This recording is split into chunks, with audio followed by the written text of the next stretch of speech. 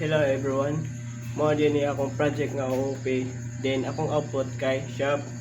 Then akong abstract class kay shop. Then akong dito type kay string name. Then nagama ko constructor, which means public shop. Ang sulod sa parameter kay string name. Then string method nag-consist kaning get name, then method name kaning abstract void display product mo niya mo gawas sa nigkuan ako kanang sa subclass, which means kaning kuan product capsule ug kaning make payment sad mo po ni mo gawas sa online payment successfully. Then ang kaning so kaning gamana sad ko kuan subclass, which means class online shop extend shop. Then ang data type string website. Then nagkama na sa Google another public online shop. Sunod sa parameter kay website o name. Then ang kaning super mo pull out sa kuan kaning parents. Then ang kaning void method nagkama sa Google ng display product para ni call out na to mo ni mo gawas ang kuan kaning capsule.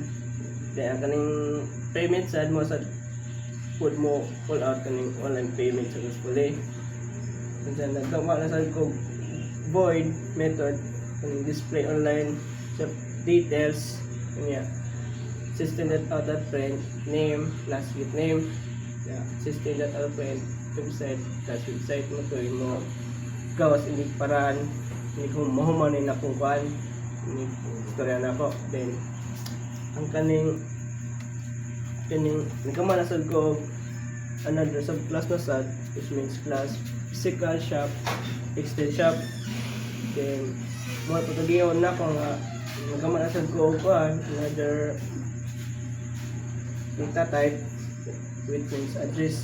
Then nagkama na sad ko kuan kanang constructor, means public physical shop na mga pagkagiyon na ko nga parameter. Isulod na po ng name ang address.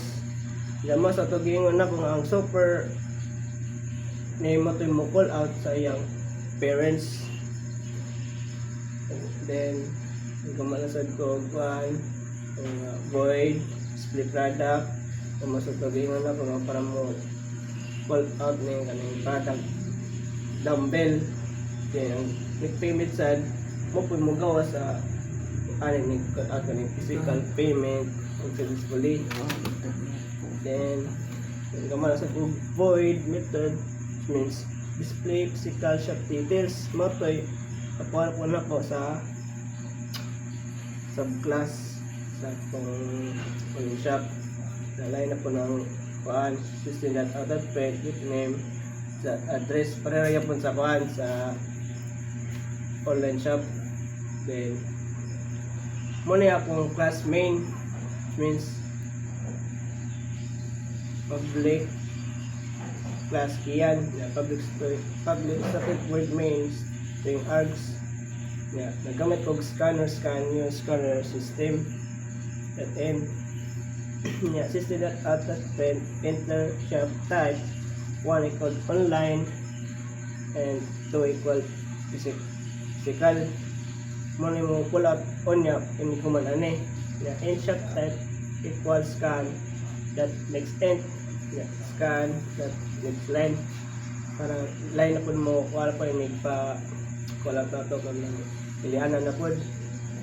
Then system.out.print then into shop name string name equal scan next line kaya shop muna mo kuhan ka ng isa dapat mo ball.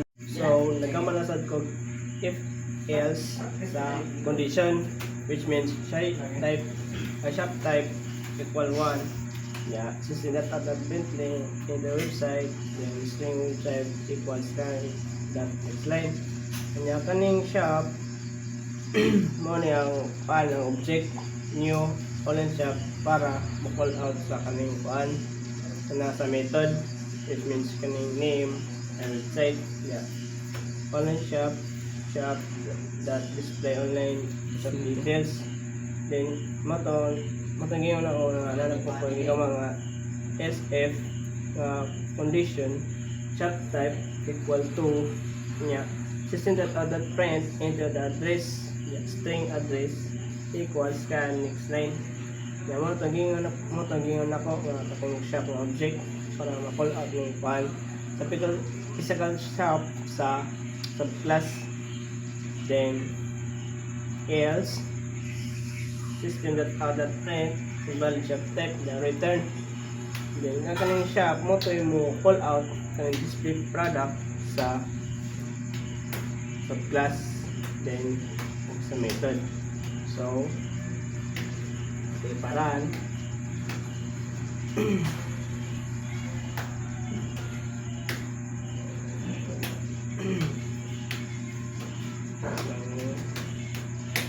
ini enter shop type matangin na katong kan na ipilianan nga 1 online ug 2 physical.